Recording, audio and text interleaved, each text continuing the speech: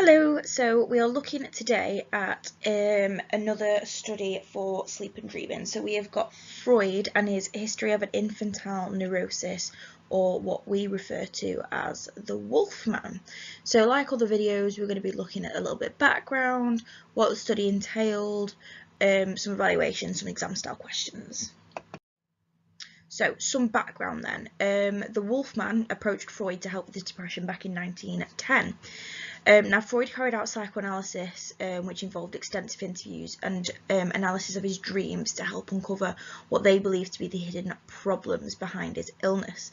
Now, these were carried out for 4 years between 1910 and 1914. Wolfman was actually a young gentleman called Sergei, who was in his 20s, who had an older sister that had committed suicide back in 1906, and then his father had done the same just a year later, and both of them had suffered with severe depression. Sergei had then become depressed himself and exhibited abnormal behaviours, which included the inability to empty his bowels without a laxative, and he felt there was a veil cutting him off from the world. Now, Sergei's early years had been dominated by a serious neurotic disorder, which began shortly after his 4th birthday as anxiety hysteria, what is now referred to as animal phobia. And he then turned into an obsessive-compulsive neurosis, which often was religious in content, and this continued on until he was about 10 years old. Now, the aim from Freud's study was to document the Wolfman's infantile neurosis and try to reveal the latent content of his dreams about wolves. Now, the research design was a longitudinal study which gathered in-depth detailed information across those 4 years, and this involved the extensive interviews and the analysis of said dreams. Now, the sample was just Sergei. He was a Russian aristocrat born in 1886, and he was given the pseudonym Wolfman based on the dream that he had. Now, most of the analysis of the Wolfman's infantile neurosis was centered around a singular dream that Sergei had as a young child just before his 4th birthday. So the dream itself, some of the manifest content then that Sergei explained or gave descriptions of during his analysis or during his interviews. So he dreamt that a window opened suddenly, and that the wolves, there was several wolves sat outside on a tree, and they were looking in at him. The fact that there was a tree, the number of wolves, the fact that the wolves were white, and that he felt scared of these wolves, Freud interpreted to give the latent content. So first manifest content that you would need to know is the opening of the window and the wolves watching the boy. Now, the wolf staring at the boy, or staring at Sergei in his dream, was actually a reversal, and this represented the boy that had seen something. The window opening suddenly is this idea that he's seen something eye-opening, and this caused him to feel extremely anxious. Now, this is what Freud then later referred to as the primal scene, which Sergei had seen around 1.5 years old, according to Freud. Now, the symbol of the wolf actually represented the boy's father. The stillness of the wolves represented another reversal, and it was actually the violent motion that Sergei witnessed during the primal scene. And the upright position of the wolves was the same position, so this was a direct relation or direct representation of the position taken by his father in the primal scene. Now, the number of trees, the trees and the number of wolves in the trees actually represented the time of year. Now, this was around Sergei's birthday, and it was around Christmas time as well, and the number of wolves actually represented the number of presents under the tree that Sergei received. The fact that the wolves were white were a direct representation of his parents' bed linen and their night clothes during the primal scene as well. And then the fear of the wolves was actually linked to Sergei seeing the pleasure on his mother's face, and he desired the same from his father. However, he had noticed that his mother didn't have a penis and worried that she had been castrated, and that he would face the same, and therefore he would fear his father because of that. And if he feared his father, and the father was represented by the wolves, then he would fear the wolves. Now, the castration fear was also evident in the dream, as the fact that he'd said that the wolves were going to gobble him up. Now, Freud interpreted this as him being fearful of that castration, fearful that his penis would be gobbled up or taken away from him. Now, let's move on to the evaluation, and like I've said in all the other videos, context is really, really key here.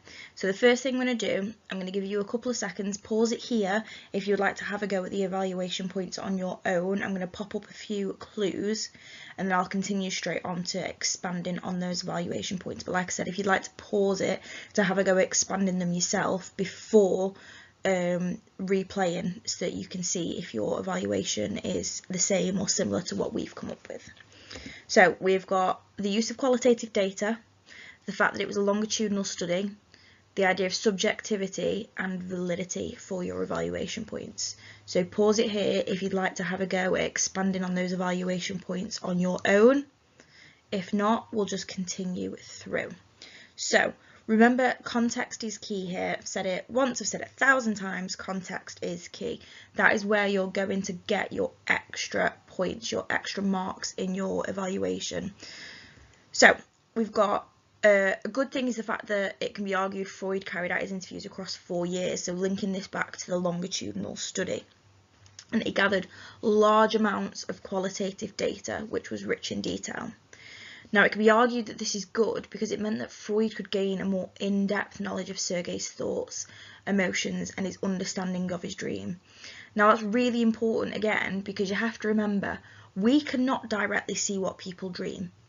We have to rely on the people themselves, on the participants of the studies, to know what they have dreamt, because we cannot see it. There is no falsifiable, there's no scientific way of us actually seeing what a person is dreaming.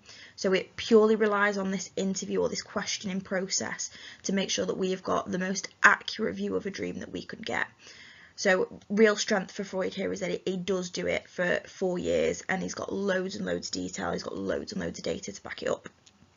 However, due to the analysis of Sergei's dreams being purely down to Freud's interpretations, it's subjective, it's highly subjective. There is no objectivity within that.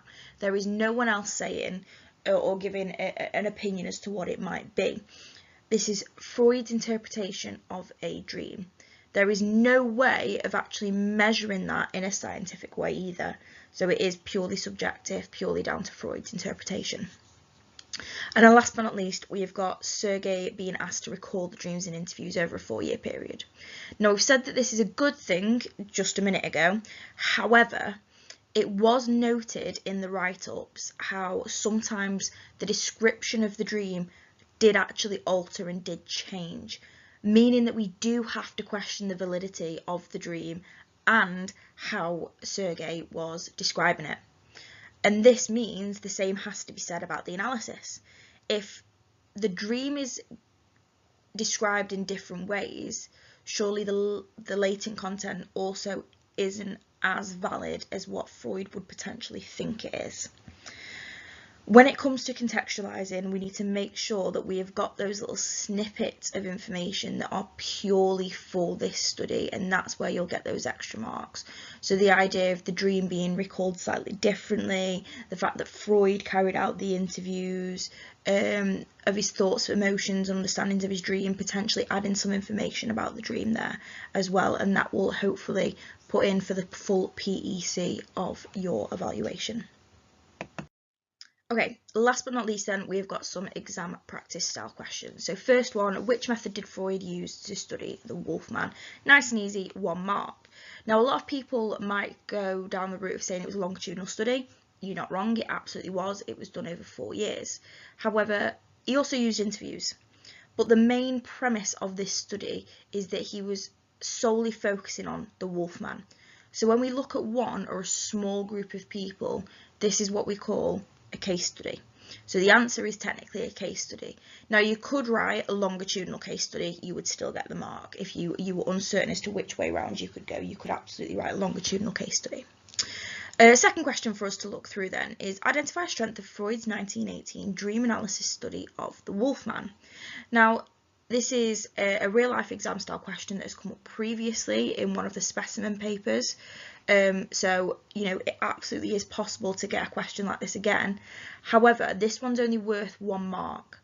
So we'll go through what you could write for the 1 marker, but then I've also written a full PEC in order for you to see what somebody might get if we were to do 3 marks instead. So for 1 mark, you can get any point from the fact that it gathered qualitative data, the fact that it was longitudinal, the fact that it provides evidence for his theory. Any of those would get you the 1 mark. However, like I said, if we were looking at getting the 3 marks instead, we need to include a little bit more detail.